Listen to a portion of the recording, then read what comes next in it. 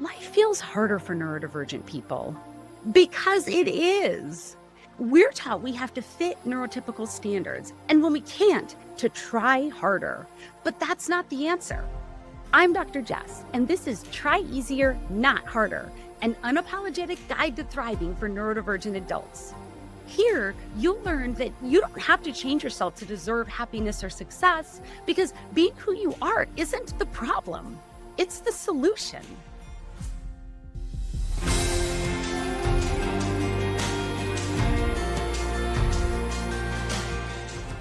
One more thing. I'm a doctor, but I'm not your doctor in this context. The information and opinions I share in this content are for educational and informational purposes only. They do not constitute professional advice, personal coaching, psychotherapy, psychological evaluation, diagnosis, or treatment, and are not substitutes for consultation with or services provided by a qualified professional. And another thing, this episode may contain a small amount of profanity. Viewer and listener discretion are advised. All right, let's get into it.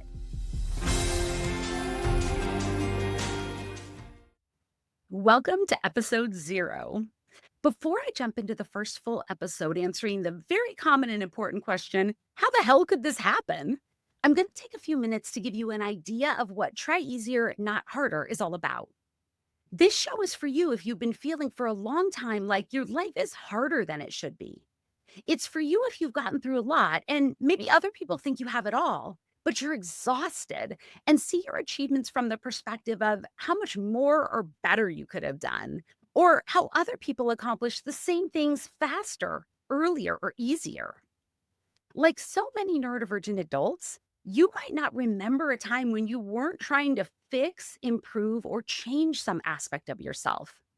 Believe me when I tell you that I have been there.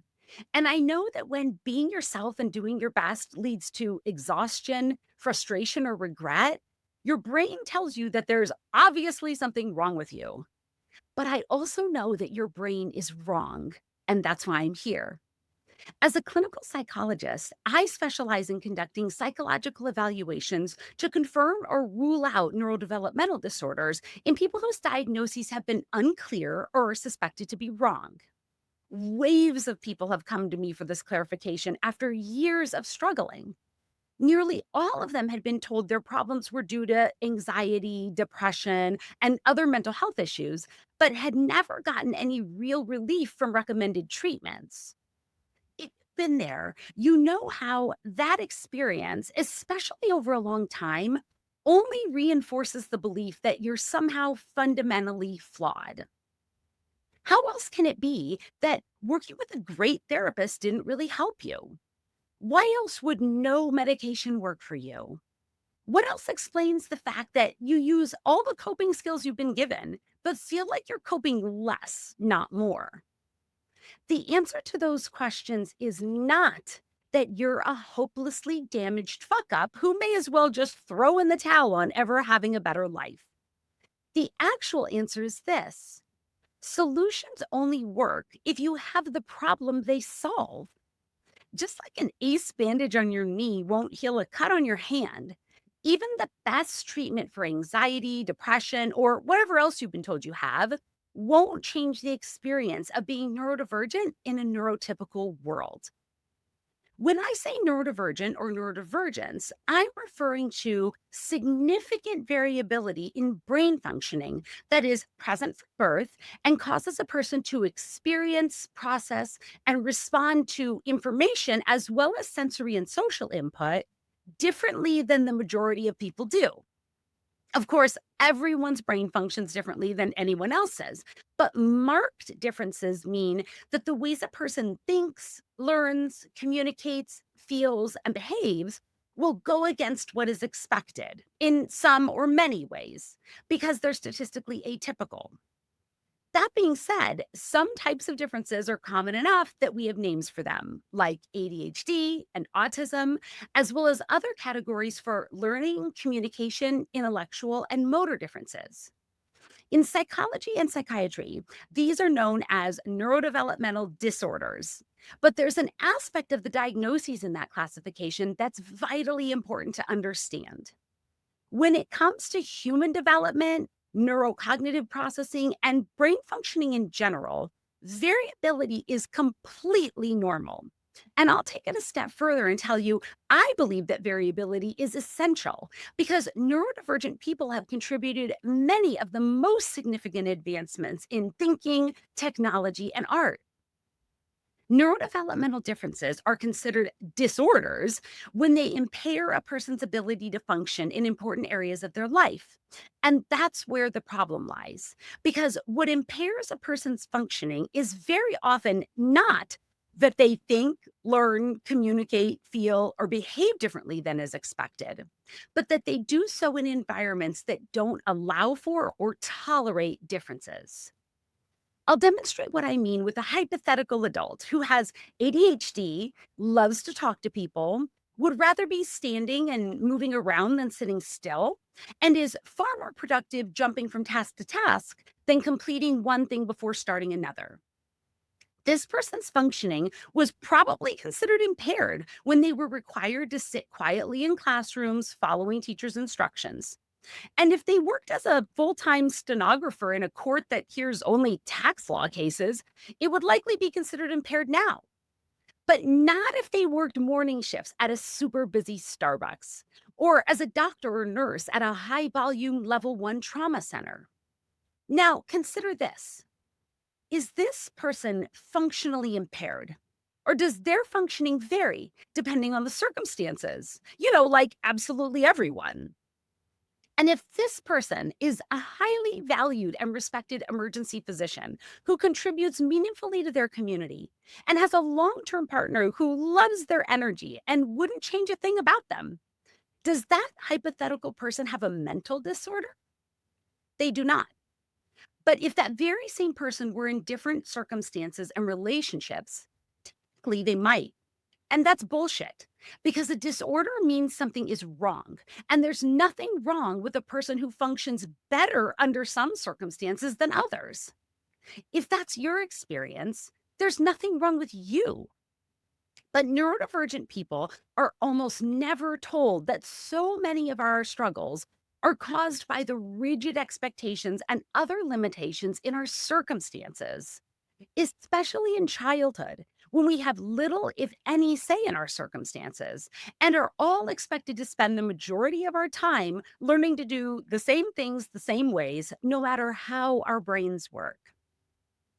When a person doesn't function as expected in a universally accepted situation, it's understood and usually stated that the person is the problem. The person is what needs to change. Now, imagine understanding and being told that about multiple situations, maybe every situation you're in when you're 2 or 3 years old. Imagine the weight of that burden to change yourself when you have absolutely no ability to do so. Imagine the frustration with yourself as time goes by, situations change, and you're still the problem. Imagine the desperation to do things differently, to be different than you are, so you can get the praise, inclusion, and affection you need. Many of us don't have to imagine it because we remember it. Most of the people I've evaluated and those I later worked with as a neurodivergence coach had experiences just like that, but didn't even realize it. Because what really impacted them were the emotions and behaviors that resulted from those experiences.